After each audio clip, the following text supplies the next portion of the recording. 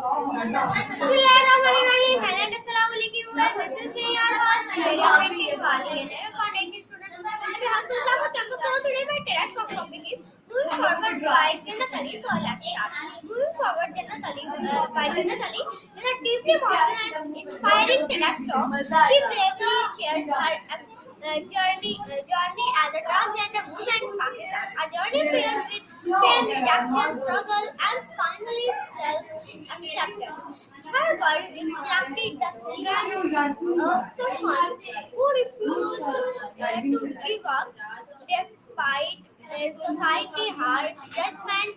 The talk is not only a personal story but also a call for inclusion,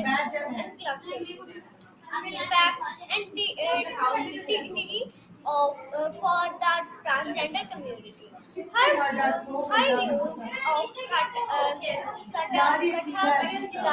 dance and beauty, emotion, and tradition to her message. This talk reminds us that moving forward means embracing who we are, no matter how difficult the path.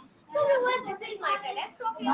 Wait, next and other TEDx talk videos.